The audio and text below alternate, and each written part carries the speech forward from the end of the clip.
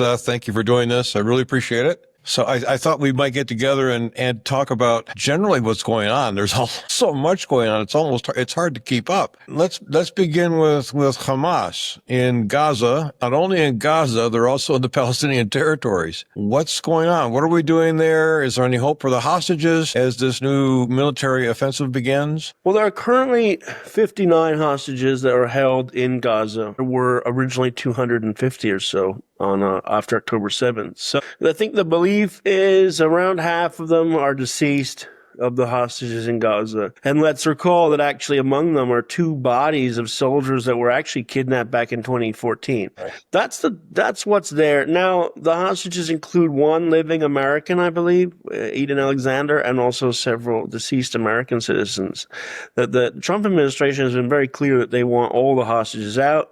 And they had also, obviously, spotlighted the Americans as well. But think about the Hamas deal, let's say the ceasefire deal from January was that there was a phased deal. And Israel had always said they didn't really want the second phase, but they wanted the first phase. And the first phase got 33 out in 42 days. And it basically ended on March 1st. And there was supposed to be then, something else afterward. From Israel's point of view, it was that they wanted to extend the deal and get more hostages every week. And Hamas said they wanted the war to end, which would leave Hamas in charge. Israel gave Hamas 2 weeks to kind of decide, I think, will you accept some other proposal, probably from the Trump administration, because it's important to note here that Israel actually has not really come up with much of its own proposals in this. It's mostly relied on the Trump administration to try to figure this out. Steve Witkoff, Trump's envoy, and Adam Buehler, another envoy who was involved in hostage discussions, was not able to get Hamas apparently to agree. So therefore, Israel went back to war in mid-March, and so far it's been airstrikes against what they call the political leadership in Gaza, which, if you followed the first 15 months, we thought the political leadership we thought Hamas was being targeted, in total. But it turns out actually a bunch of these 40 and 50-year-old men who are political part of Hamas were allowed to live. Whereas, let's be honest, they're terrorists too. So now they're being eliminated, and Israel has expanded ground operations in a bunch of little areas. It's not clear if this will bring Hamas back to the table, and it's not entirely clear if Israel really necessarily wants a deal right now, as opposed to getting some movement on other fronts. What about the hostages? I mean, the tension always is getting the hostages out and getting Hamas out of power. Right. That tension is so persistent, and even now as strong as ever, if not stronger than ever. Is there hope for the hostages? The remaining ones? Well, I think Hamas understands that, as long as they keep a few of them alive, that this is a ticket to survive. I mean, so it's in Hamas' interest probably not to have them all killed. And we saw in the first 15 months of war, actually Hamas, hostages did die, but not all of them. So Hamas, I think, is actually kind of successful at keeping these people alive. I mean, in awful circumstances, but they keep them in tunnels. And look, we have to be honest here. I think the IDF or the Israeli intelligence services probably have an idea of sort of where some of these people are. So there's probably a wink, wink, nod, nod behind the curtain of, okay, we won't attack certain areas because we think there's hostages there. And I think Israel doesn't want to kill the hostages. But obviously from the people in Israel who oppose this new operation, or the protesters, they feel that the administration in Israel has really not done enough in terms of securing a deal, and that the administration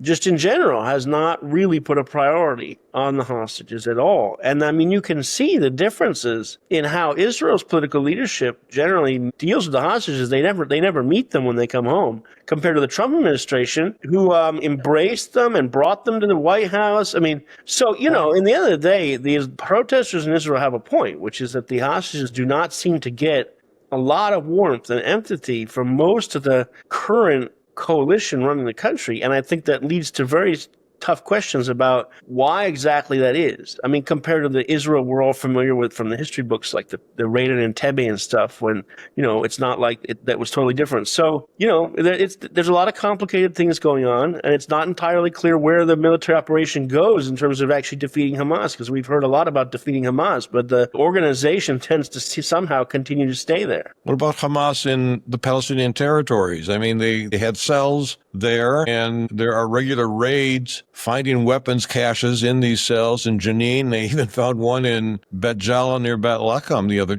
day before yesterday. Well, the thing about Hamas is interesting is that, let's recall, when Hamas was founded in the 80s, it was always a Gaza-based movement. Now, that's not to say that the Muslim Brotherhood, which is the roots of Hamas, don't have tentacles in the West Bank.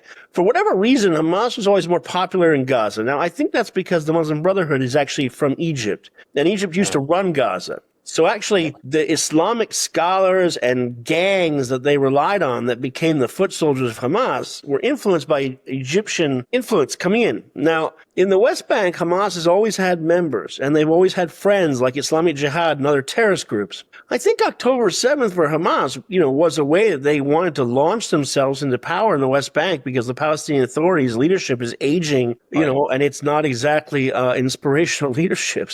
I think the Hamas has tried to boil up the West Bank and trigger a conflict there. It has not been that successful, mostly in the northern West Bank, I think, along with like a half dozen other terrorist groups. It's been sort of successful in bringing lots of weapons and building some, I don't know if to say tunnels, but underground bunkers, and they have IEDs and explosives. So they've definitely, let's say, done an unprecedented amount of work in terms of increasing terrorist threats there.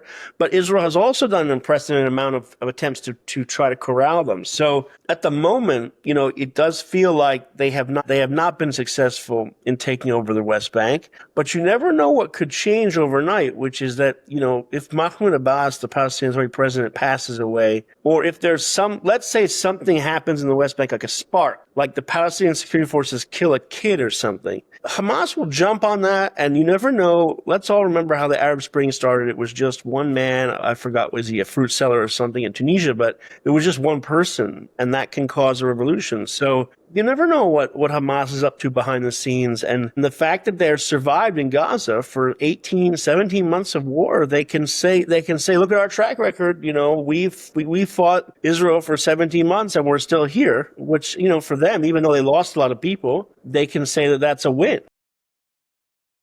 If you are not yet a subscriber to endtimes.com and would like to see all of this important report and others like it, I urge you to subscribe right now at the website endtimes.com. For only $7 a month, you will receive a wealth of information and insight from Jimmy Evans, Mark Hitchcock, and experts from around the world, including Israelis living right here in the Jewish state. Do yourself a favor. Sign up today.